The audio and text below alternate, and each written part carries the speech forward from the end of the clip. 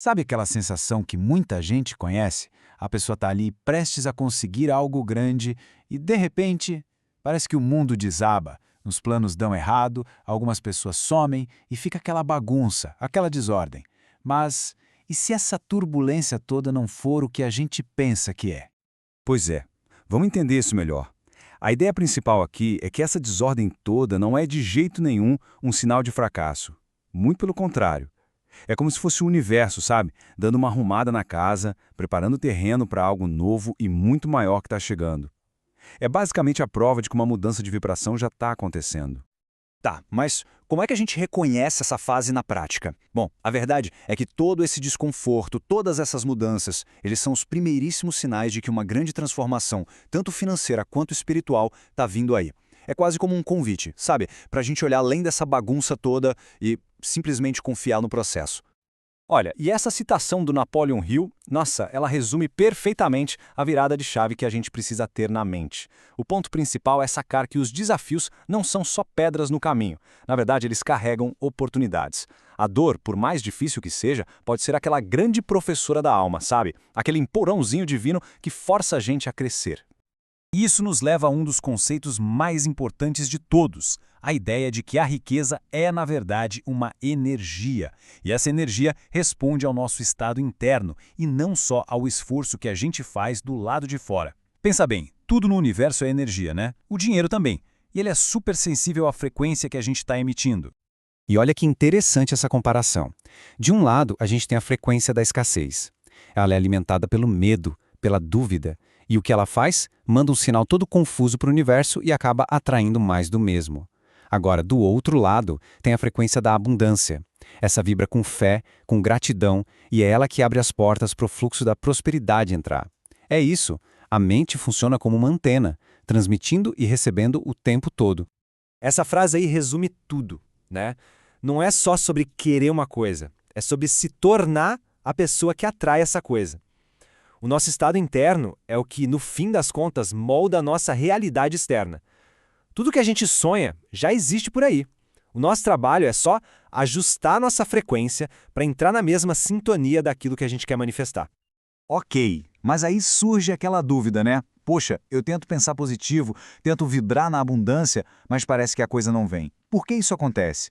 Bom, a resposta pode estar em algumas barreiras internas, umas barreiras que a própria mente cria e que acabam impedindo esse fluxo de chegar até a gente. Esses bloqueios funcionam como filtros mesmo. Imagina assim, o universo está lá, derramando um monte de bênçãos, mas uma mente cheia de crenças limitantes age como uma peneira, sabe? Ela filtra e acaba rejeitando tudo. É a mesma coisa que tentar encher um copo furado. Não adianta. A pobreza, gente, antes de ser algo material, é um estado espiritual. É uma desconexão com o nosso próprio poder de criar e atrair. E aqui a gente vê alguns exemplos bem clássicos disso. Sabe aquelas frases que a gente ouve desde pequeno e que acabam virando quase que uma programação na nossa cabeça? Coisas do tipo dinheiro é sujo, ou gente rica não vai para o céu, ou até aquele medo de ser julgado ou de despertar inveja se prosperar. O ponto é o seguinte: enquanto esses códigos não forem reescritos, a pessoa continua, mesmo sem perceber, atraindo escassez. Mas a notícia boa, e é uma ótima notícia, é que dá para reescrever tudo isso. Sim, com certeza, é totalmente possível reprogramar a mente, e é exatamente isso que a gente vai ver agora. Vamos falar de algumas leis espirituais, bem práticas, que ajudam a gente a cultivar uma mentalidade de abundância de verdade e finalmente quebrar esses bloqueios de uma vez por todas. Basicamente, são 3 ações que fazem toda a diferença. Primeiro, cultivar a fé. A fé é tipo o solo fértil onde a gente planta o nosso futuro, sabe? Segundo, praticar a gratidão. A gratidão é aquela frequência mágica que abre as portas que a ansiedade insiste em fechar. E terceiro, a generosidade, que se baseia naquela lei universal simples. Tudo que a gente dá para o mundo volta para a gente, só que multiplicado.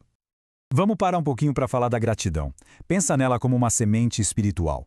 O ato de agradecer antes mesmo de receber, nossa, isso é um ato de fé, de um poder imenso que alinha a nossa energia direitinho com a da prosperidade.